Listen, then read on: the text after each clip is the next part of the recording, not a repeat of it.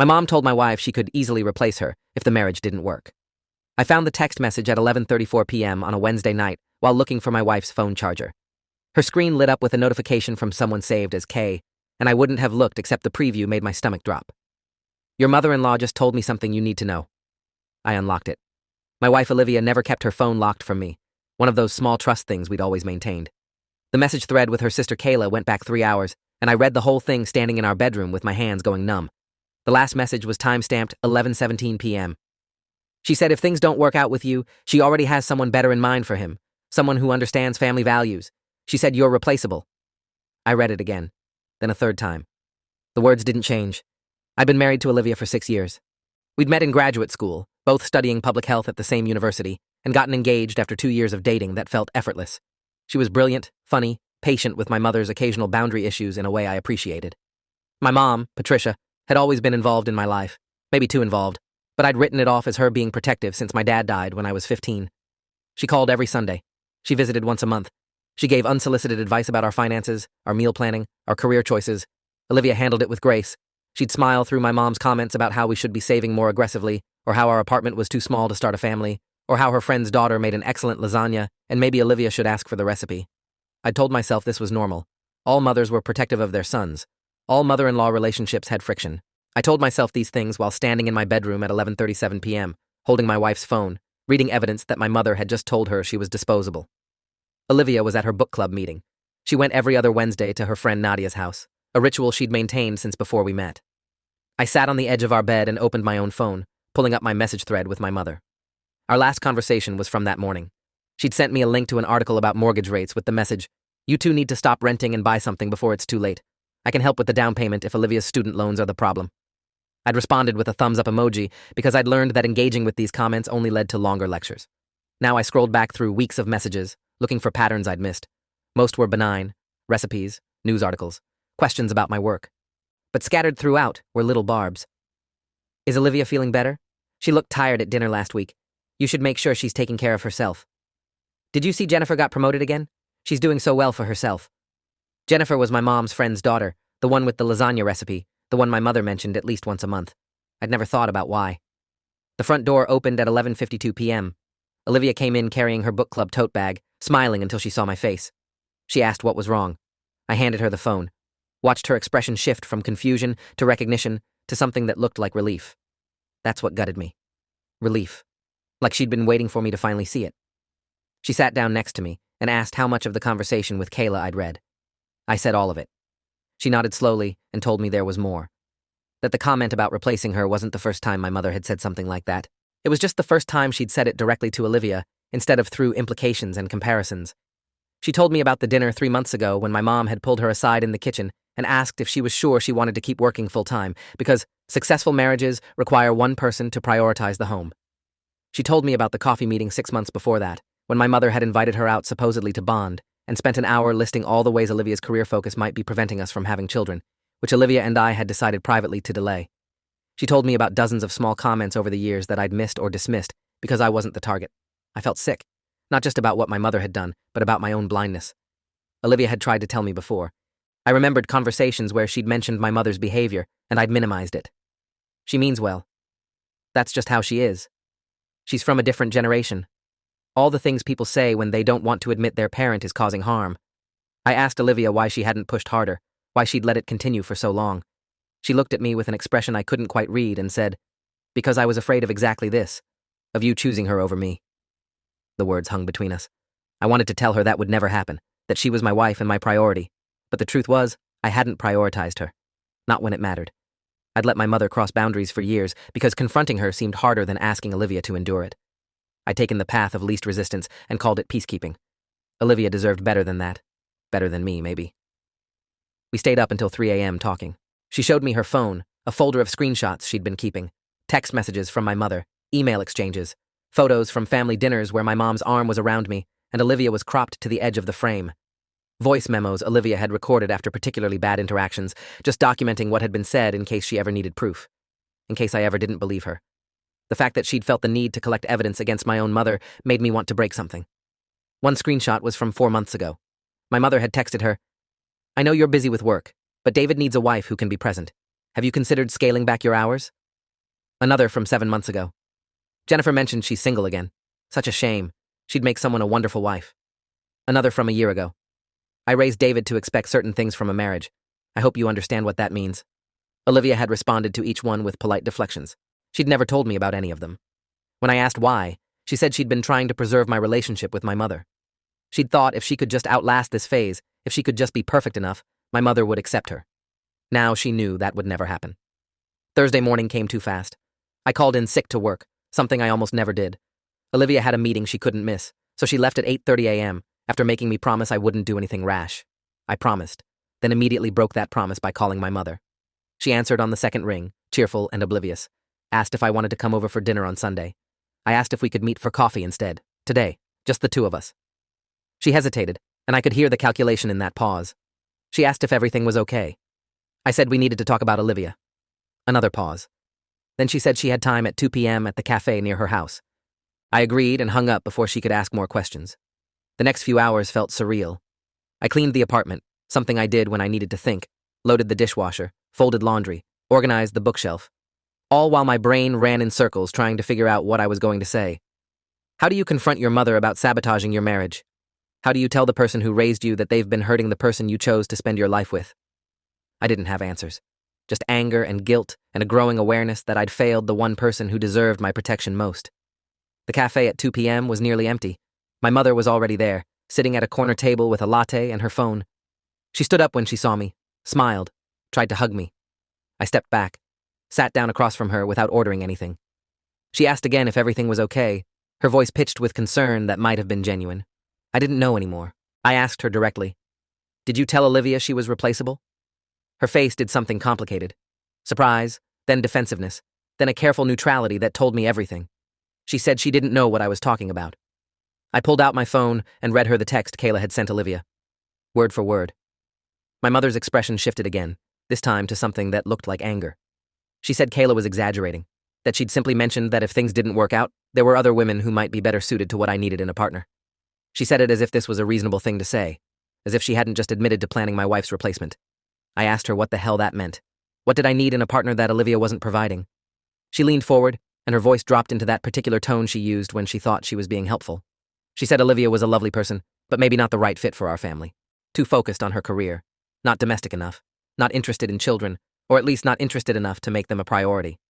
I interrupted, told her Olivia and I had decided together to wait on kids, that it was our decision, not hers. My mother waved this away like I was a child who didn't understand his own mind. She said I might think that now, but eventually I'd regret it.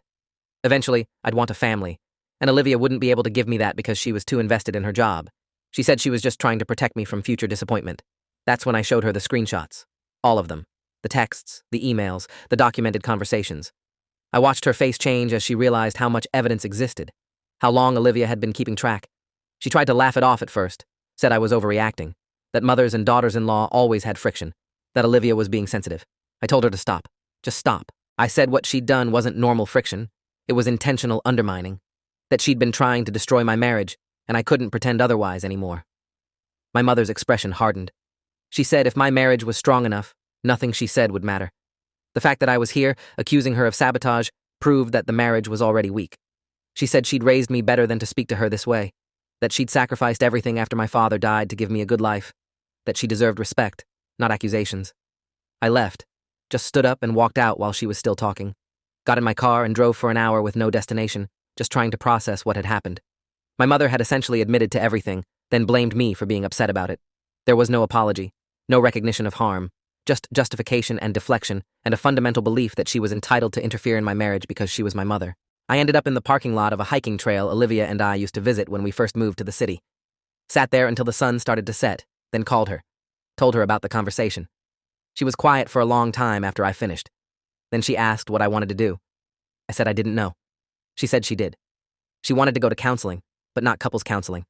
Family therapy. With my mother. With a professional who could help mediate this before it destroyed us completely. I told her my mother would never agree to that. Olivia said then we'd have our answer about whether she was willing to change. I thought about my mother's face in that cafe, the hard set of her jaw when she told me I was speaking to her disrespectfully. Olivia was right. This would force my mother to choose between her need for control and her relationship with me. Friday afternoon, I called my mother and left a voicemail. Told her Olivia and I wanted to do family therapy and that her participation was mandatory if she wanted to continue being part of our lives. I didn't wait for a response. Instead, I called a therapist whose name Olivia had already researched. Dr. Nina Okonkwo, licensed family therapist with 23 years of experience specializing in intergenerational conflict and boundary issues. Her office had an opening the following week. I booked it for all three of us, sent my mother the details in a text, and told her I expected her to be there. She called me back within 10 minutes, said I was being ridiculous, that she didn't need therapy, that this was Olivia manipulating me into cutting her out. I told her it wasn't negotiable. Either she came to therapy, or she wouldn't see me until she agreed to work on this. She said I was breaking her heart. I said she'd already broken mine. Then I hung up. Olivia came home that evening and found me sitting in the dark. She sat next to me without turning on the lights. Asked if I was okay. I told her I didn't know how to be anyone's son anymore. Didn't know how to reconcile the mother who raised me with the woman who'd tried to destroy my marriage. Olivia put her head on my shoulder and said I didn't have to figure it out tonight. We sat like that for a long time. My mother showed up to therapy. That surprised me. Dr. Okonkwo's office was on the third floor of a professional building, decorated in soothing blues and grays, with degrees on the wall from Duke University and certificates from various family therapy organizations. My mother arrived exactly on time, dressed formally like she was going to court. She shook Dr. Okonkwo's hand and introduced herself with the same polite charm she used with strangers. We all sat down. Dr. Okonkwo explained the process. This was a safe space to discuss family dynamics, with the goal of understanding each person's perspective and establishing healthier boundaries. She asked my mother to share her view of the situation.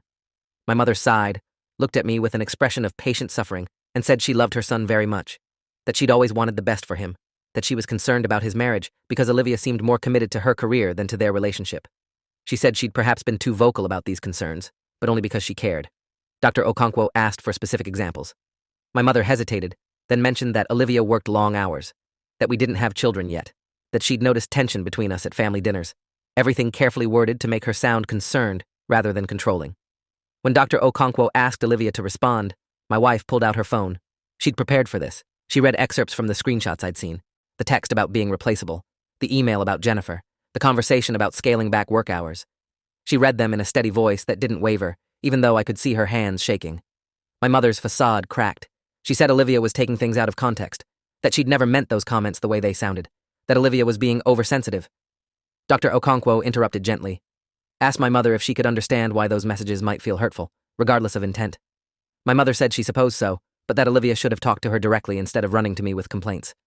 I spoke up then, told my mother that Olivia had tried to handle it on her own for years, that she'd been patient and gracious while my mother systematically undermined her, that I'd been too blind or too cowardly to see it until now. My mother's eyes filled with tears. She said I was ganging up on her, that she was being attacked for caring too much. Dr. Okonkwo stopped the session there, said we were clearly dealing with deeply entrenched patterns and that progress would take time. She wanted to see us separately for a few sessions before bringing us back together. My mother agreed, though I could see the reluctance in her posture. As we left, she tried to hug me. I let her, but I didn't hug back. That small rejection seemed to hurt her more than anything said in the session. Good, I thought. Then immediately felt guilty for thinking it. The next week brought individual sessions. I saw Dr. Okonkwo on Monday. She asked about my childhood, my relationship with my father before he died, how my mother had handled her grief. I told her my dad had been sick for a year before he passed. Cancer. My mother had thrown herself into caregiving, then after he died, into raising me. She'd never dated again, never developed hobbies or friendships outside of me. Her whole identity had become David's mom. Doctor. Okonkwo wrote notes and asked if I'd ever felt responsible for my mother's happiness. I said yes. Always. Even as an adult. She asked if that responsibility had influenced my choice to minimize her behavior toward Olivia. I said I didn't know. Maybe. Probably. She asked what would happen if I stopped taking responsibility for my mother's emotional state.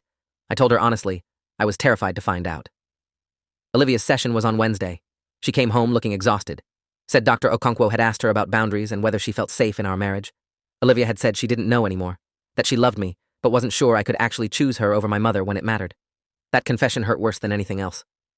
My mother's session was on Friday. Dr. Okonkwo called me that evening after it ended. She didn't share details from the session itself, but she said something that made my blood run cold. Your mother has some very fixed beliefs about her role in your life. I want you to be prepared for the possibility that she may not be able to change.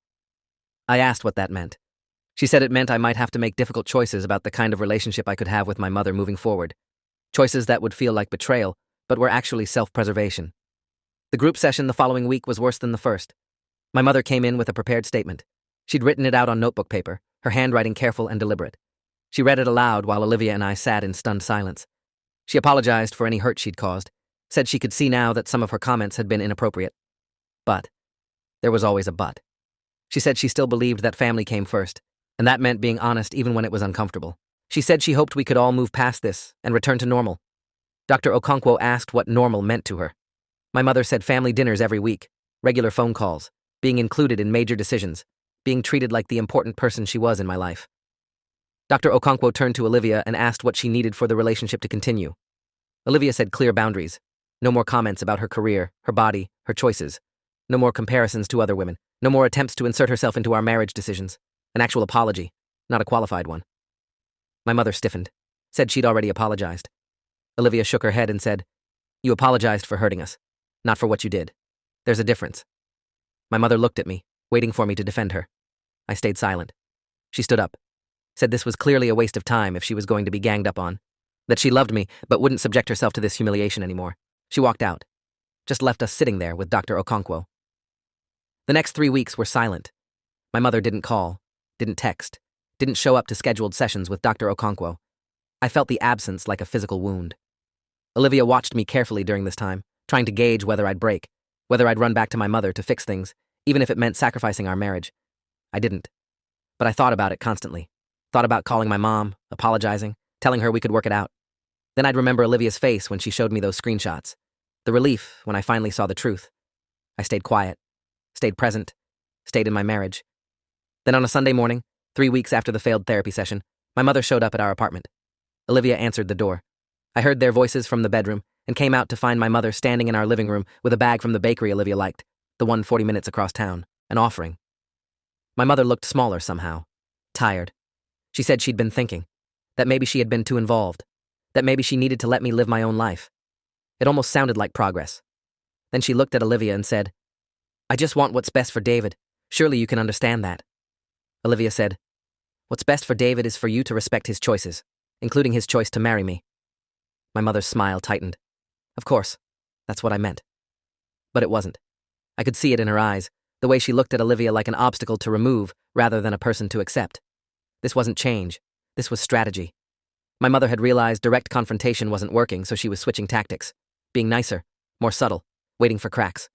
I looked at Olivia and saw her seeing the same thing. We'd been through too much for pleasantries to fix this. My mother needed to actually change, not just pretend better. I told her we appreciated the gesture, but that we couldn't have her in our home right now, not until she'd demonstrated consistent respect for our boundaries over time. She looked stunned, said she'd driven all this way, brought Olivia's favorite pastries, was trying to make amends. I said I knew. I also knew this wasn't real change, that we needed space. She needed to leave. My mother's face went cold. She said fine, if that's what I wanted. If I wanted to choose a woman I'd known for 8 years over the mother who'd raised me for 32 years, that was my choice. She said she wouldn't beg for a relationship with her own son. She left the pastries on our counter and walked out. I found myself shaking after she'd gone. Olivia held me while I cried for the first time since this started. Not for what I'd lost, but for what I'd never really had. A mother who could love me without needing to control me. May brought a new pattern. My mother started calling mutual acquaintances, family friends, my aunt, her sister. All carefully worded conversations where she played the victim, said I'd cut her off, that my wife had turned me against her, that she was heartbroken but trying to respect my space. I found out from my cousin, who called to ask what was going on, said my mother had been telling everyone that Olivia had isolated me, that I was under some kind of undue influence. I asked my cousin if she believed that. She hesitated, then said she didn't know what to believe, that my mother sounded genuinely hurt, that maybe I was being too harsh. I sent her the screenshots, the emails, the documented evidence of years of boundary violations. My cousin called back an hour later, said, "Oh my God, I had no idea." I told her nobody did, that my mother had been careful to hide the worst of it, to play the loving, concerned parent in public while systematically trying to destroy my marriage in private. My cousin asked what I needed. I said I needed people to stop believing my mother's version by default. She promised to set the record straight with other family members. I thanked her and hung up, feeling simultaneously vindicated and exhausted. This was what choosing Olivia meant. Constant battles, constant explanations, constant proof. If this story keeps your interest, please subscribe to get more stories like this. June brought escalation. My mother hired a private investigator. I found out because the investigator wasn't as subtle as he thought. Olivia noticed the same car in different parking lots near her office. Same man, different locations. She mentioned it to building security. They checked the plates, ran them through their system, found they belonged to a licensed PI firm. Olivia called them directly, asked who'd hired them and why they were following her. They refused to say. She said she'd file a police report for stalking unless they disclosed their client. The investigator called his client. 2 hours later, my mother called me, asked why my wife was threatening people. I asked why she'd hired someone to follow Olivia.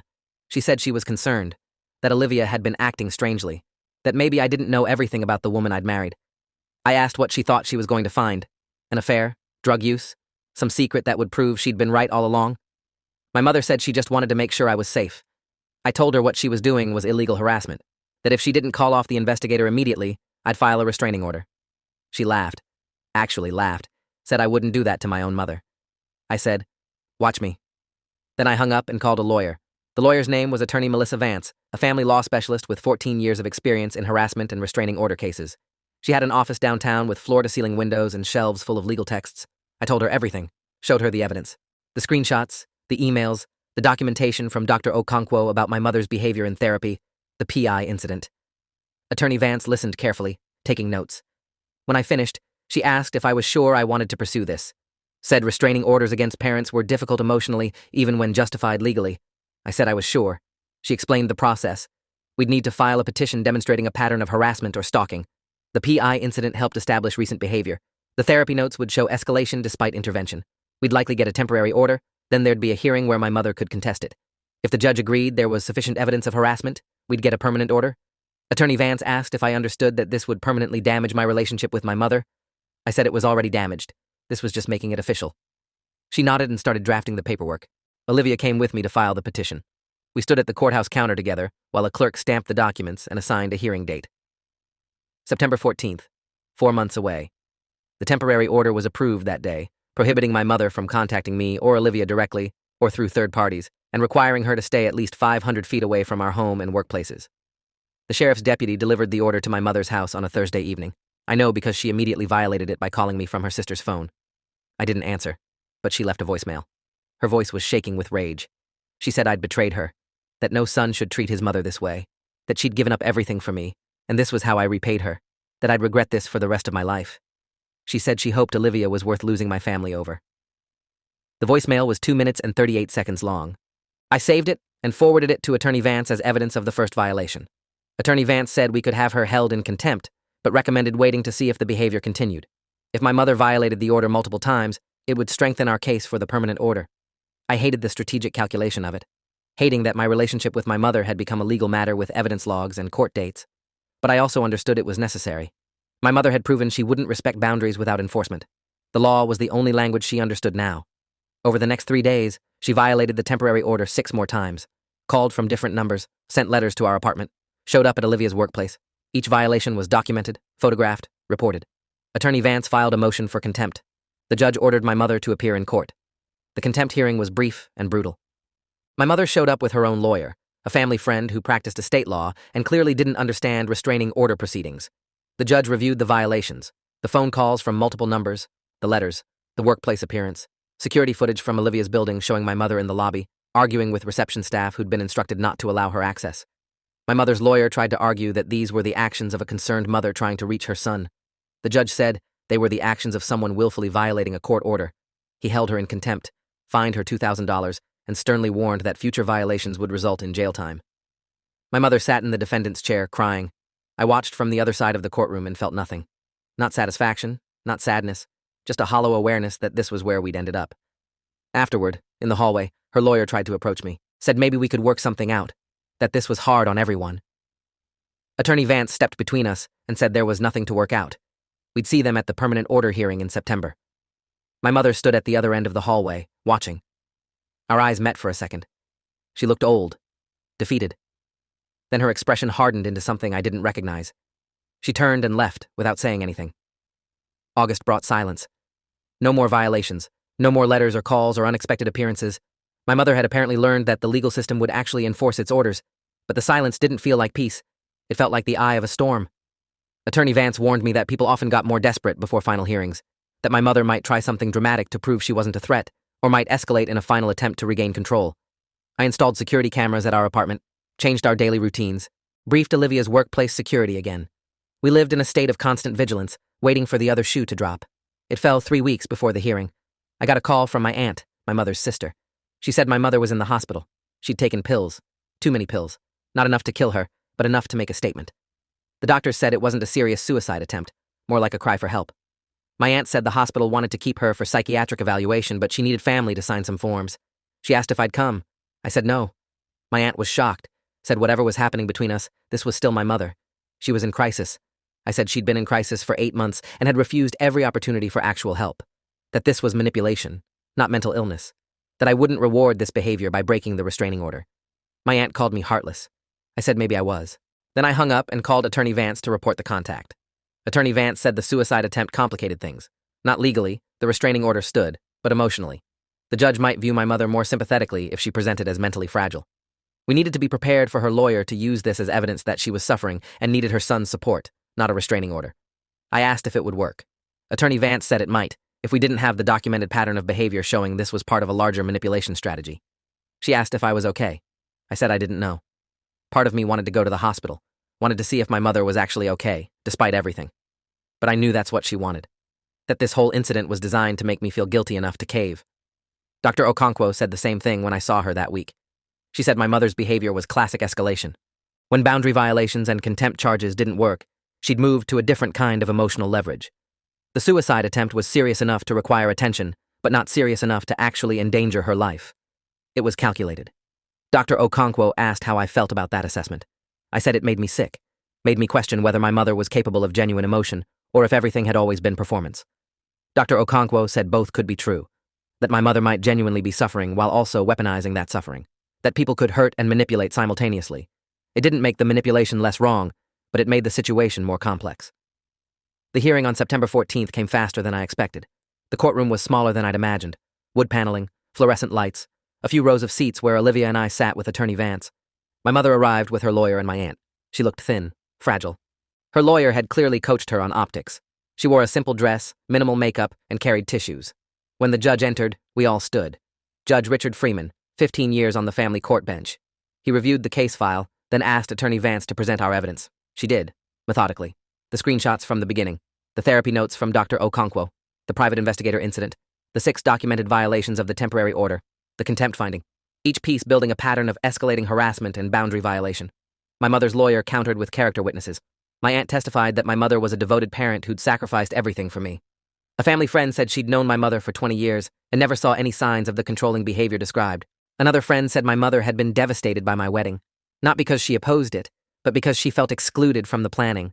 A lie I knew was intentional since my mother had been heavily involved in every detail. Each witness painted the same picture. Concerned mother, overreacting son, manipulative wife. I felt Olivia tense beside me. Then it was our turn. Olivia took the stand first. Attorney Vance asked her to describe the comment that started everything. Olivia told the story about being told she was replaceable, and I watched the judge's expression shift. Attorney Vance asked if there had been other incidents. Olivia detailed them. The constant comparisons to Jennifer. The suggestions that she scale back her career. The implication that she wasn't good enough for the family. She spoke calmly, referencing specific dates and conversations. My mother's lawyer cross-examined, asked if maybe Olivia had misinterpreted some of these comments, if perhaps she was being oversensitive. Olivia said no. She'd given my mother every benefit of the doubt for 6 years, and the pattern was clear. The lawyer asked if Olivia had alienated me from my mother. Olivia looked directly at my mother and said, "Your son chose to protect his marriage. That's not alienation. That's him finally prioritizing the right relationship." My mother's lawyer moved on. Dr. Okonkwo testified next, explaining the family therapy sessions, my mother's resistance to acknowledging boundaries, her refusal to participate once confronted with her behavior. Under oath, Dr. Okonkwo stated that in her professional opinion, my mother's actions constituted a pattern of intentional psychological harm designed to undermine my marriage. The lawyer tried to discredit her, suggesting she was biased because we'd hired her. Dr. Okonkwo calmly noted that she'd tried to include all parties equally in therapy, and that my mother's own statements in session supported her assessment. I testified last. My mother's lawyer asked if I loved my mother. I said yes, but that love didn't mean accepting abuse. He asked if I thought a restraining order was proportionate. I said yes, after everything else had failed. He asked if I was prepared to never speak to my mother again over what he called a family disagreement. I said I'd tried speaking to her for 8 months. She'd hired a private investigator to follow my wife. She'd violated a court order 6 times in 3 days. She'd attempted suicide as a manipulation tactic. This wasn't a disagreement. This was a pattern of behavior that endangered my marriage and my wife's safety. The lawyer asked if I thought my mother was dangerous. I looked at my mother, sitting at the defendant's table with tears running down her face. I said, "Not physically, but emotionally? Yes. She's been trying to destroy my marriage from the beginning, and she's proven she won't stop unless forced." The judge asked if I had anything else to add. I said, "My mother told my wife she could easily replace her if the marriage didn't work. But the truth is, I can't replace my wife. I don't want to. And I need my mother to understand that Olivia isn't going anywhere, and if she can't accept that, then we can't have a relationship." The courtroom was silent. My mother was crying openly now. The judge called a brief recess to review his notes. When court resumed 20 minutes later, Judge Freeman delivered his ruling. He said this case represented a difficult intersection of family relationships and legal boundaries. That while he appreciated the complexity of parent-child dynamics, the evidence showed a clear pattern of harassment that had persisted despite intervention. He noted that the violations of the temporary order were particularly concerning, as they demonstrated an unwillingness to respect court authority. He cited the private investigator incident as evidence of escalation. Then he addressed my mother directly. Said she seemed like a woman who loved her son very much, but that love had become possessive and controlling. That her actions, however well-intentioned she believed them to be, constituted harassment under the law. He granted the permanent restraining order. 3 years. Renewable if violations continued. My mother could not contact me or Olivia directly or indirectly. Could not come within 500 feet of our home, workplaces, or any location where we were present. If she violated, she'd face immediate arrest. My mother stood up, ignoring her lawyer's attempt to quiet her. She looked at me and said, "You're making the biggest mistake of your life." The judge warned her to sit down. She didn't. She said, "She'll leave you eventually. And when she does, don't come crying to me." The judge held her in contempt again, fined her another $3,000, and sentenced her to 48 hours in county jail for the outburst. Bailiffs led her out, still talking, still trying to get me to react. I watched her go and felt the weight of 32 years break. Outside the courthouse, Olivia held my hand while I tried to process what had happened. Attorney Vance said the order was solid, said the outburst in court had actually helped our case by demonstrating exactly the kind of behavior we'd been describing. If my mother appealed, we'd win. I asked what happened now. Attorney Vance said we moved on with our lives. The order would remain in effect for 3 years unless my mother violated it, which would trigger extensions and potential jail time. We had legal protection. Now we needed to work on emotional healing. She recommended continuing therapy, both individual and couples. Said I'd likely need time to grieve the relationship I'd wanted with my mother, even though it had never really existed. I thanked her and paid her final invoice. $8,200 total for everything, worth every penny to finally have peace. Olivia and I drove home in silence. When we got to our apartment, the one my mother could no longer legally approach, Olivia asked if I was okay. I said honestly, I didn't know. I felt relief and grief and guilt all tangled together. She said that was normal, that I'd done what I needed to do, but that didn't make it easy. We ordered takeout and sat on the couch, not talking much, just existing in the same space, safe, protected, finally choosing each other first. 3 months later, Olivia got a promotion at work, department head, the position she'd been working toward for years. When she told me, I saw her wait for my reaction. Saw her prepare for me to mention how my mother would have responded to this news, how she would have found some way to diminish it or make it about herself. Instead, I picked her up and spun her around and told her I was proud of her.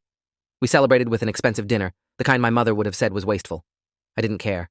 Olivia had earned this, had fought for it while also fighting to survive in a marriage where her mother-in-law had actively tried to replace her. She deserved every success. That night, in bed, she told me she'd been scared for a long time, that I'd eventually resent her for the restraining order, that I'd blame her for losing my mother. I told her I'd lost my mother years ago, I just hadn't been willing to admit it. What we'd lost was the illusion of a relationship that didn't exist. What we'd gained was a marriage where we both felt safe. She cried, and I held her, and for the first time in 8 months, I felt like maybe we'd actually make it through this. The restraining order changed things in ways I hadn't expected. Holidays became simpler. No more navigating my mother's expectations or dealing with her attempts to create drama. Christmas was just Olivia and me, quiet and calm. We started new traditions, cooked elaborate meals together, watched movies in our pajamas, existed without the constant undercurrent of tension. My aunt stopped calling after the hearing. Apparently my mother's outburst in court had been embarrassing enough that even her biggest defenders had to acknowledge the pattern. I heard through my cousin that my mother was seeing a therapist, though I didn't know if that was true or another manipulation. Either way, it wasn't my responsibility anymore. Dr. Okonkwo said that was one of the healthiest things I could recognize, that I wasn't responsible for my mother's choices or her healing. I was only responsible for my own life and my own marriage.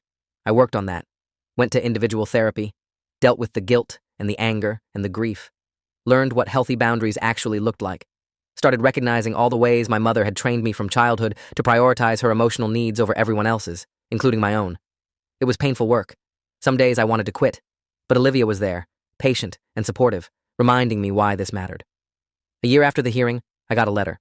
Not from my mother directly, that would have violated the order, but from her therapist, Dr. Raymond Ellis, licensed clinical psychologist. The letter said my mother had been working in therapy and had asked Dr. Ellis to reach out on her behalf to see if I'd be willing to participate in a mediated conversation at some point in the future. Not now, necessarily, but eventually, when I was ready.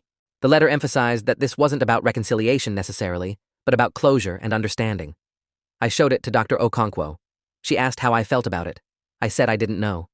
Part of me wanted to believe my mother had actually changed. Part of me knew this was probably another tactic. Dr. Okonkwo said I didn't have to decide now, that I could sit with the possibility and see how I felt in a few months. I put the letter in a drawer and tried not to think about it. 2 months later, I still hadn't responded. The restraining order had another year and 8 months to run. I wasn't ready. Might never be ready. Olivia said that was okay. Said I didn't owe my mother anything, including forgiveness or closure.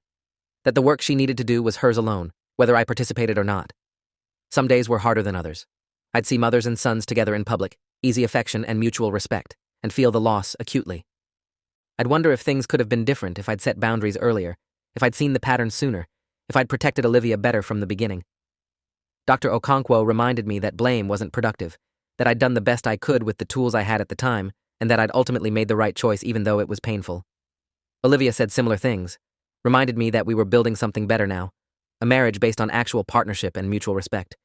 She said she felt safer with me than she ever had before, knowing I'd chosen her even when it cost me everything I thought I knew about family. That knowledge, she said, was worth all the pain we'd been through.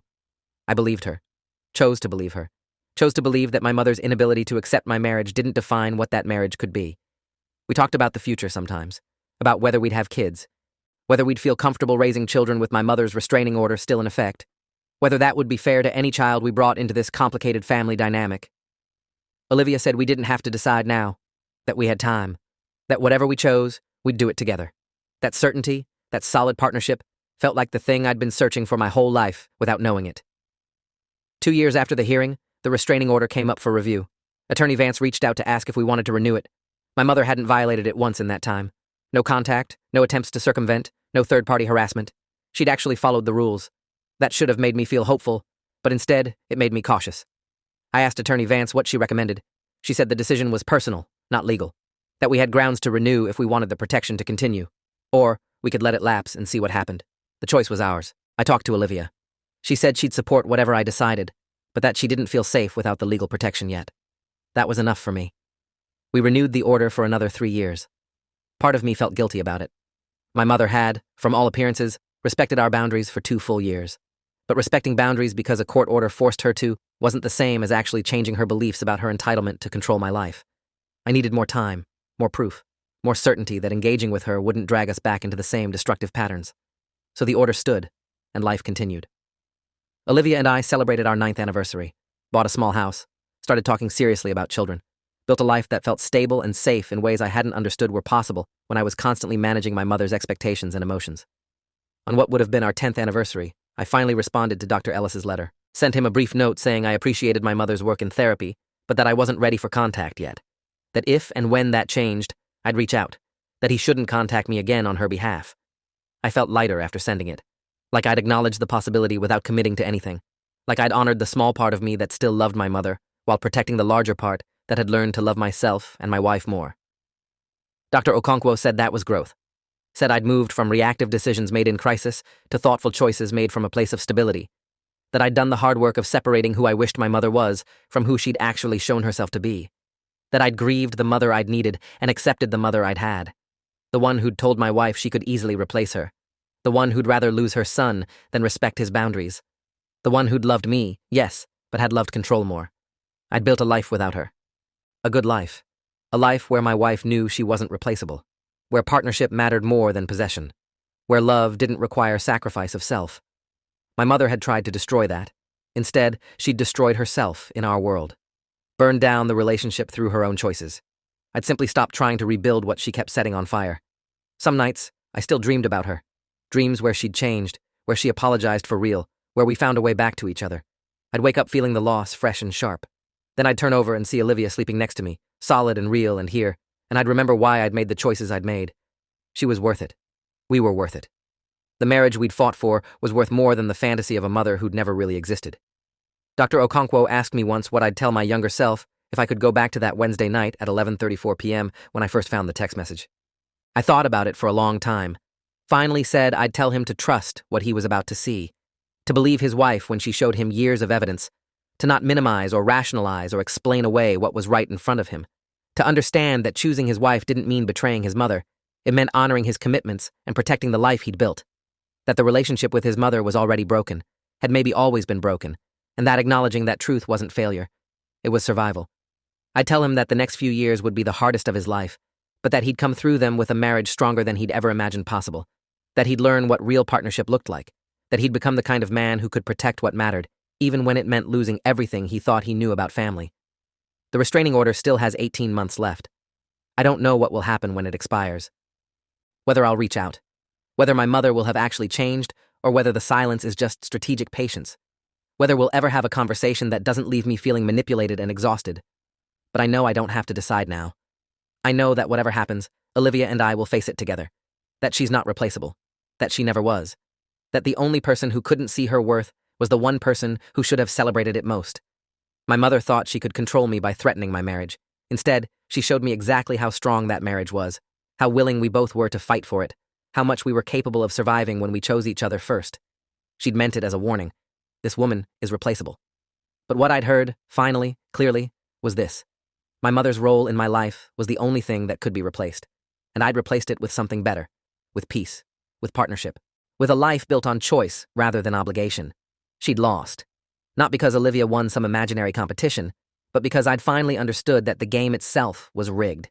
That a mother who truly loved me would have celebrated my happiness, not tried to destroy it. That sometimes the most loving thing you can do is walk away from people who refuse to see you as anything but an extension of themselves. I still love her. Probably always will. You don't stop loving your mother just because she hurts you. But love doesn't require access, doesn't require relationship, doesn't require me to sacrifice my marriage on the altar of her expectations. I can love her from a distance, can hope she's doing well in her own life, can acknowledge the good parts of my childhood without excusing the bad parts of her current behavior. That nuance, that ability to hold both truths simultaneously, feels like the most adult thing I've ever done. Dr. Okonkwo called it integration. The ability to see someone completely, flaws and virtues both, and make decisions based on reality rather than fantasy. I'd integrated, accepted, moved on. The woman who'd raised me and the woman who'd tried to destroy my marriage were the same person. I couldn't have one without the other. So I'd chosen neither. Chosen instead to build a life she couldn't touch, with a woman she'd never valued, in a home she'd never enter. That life is quiet, simple, built on small daily choices to prioritize what matters. Olivia makes coffee in the morning. We eat breakfast together, talk about our days, make plans for the future, come home to each other. It's ordinary, unremarkable, the kind of life my mother had tried to convince me I shouldn't want. And it's perfect, not because it's dramatic or special, but because it's mine, ours, built by two people who chose each other, kept choosing each other, even when the easiest path would have been to give up. My mother's words still echo sometimes. Easily replaceable. But they've lost their power. Because Olivia isn't replaceable. Our marriage isn't replaceable. The life we've built, with all its scars and hard-won peace, isn't replaceable.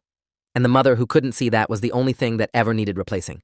I replaced her with freedom, with boundaries, with the understanding that I deserved a family that celebrated me rather than controlled me. That was the real choice. Not between my mother and my wife. Between the man my mother needed me to be and the man I actually was. I chose myself. And in choosing myself, I saved my marriage. That's the story I'll tell if anyone asks. Not that my wife turned me against my family, but that my family's betrayal finally opened my eyes to what I'd always deserved: respect, partnership, and a love that didn't require losing myself to maintain. Thanks for watching till the end. Make sure to subscribe and like to not miss the next story.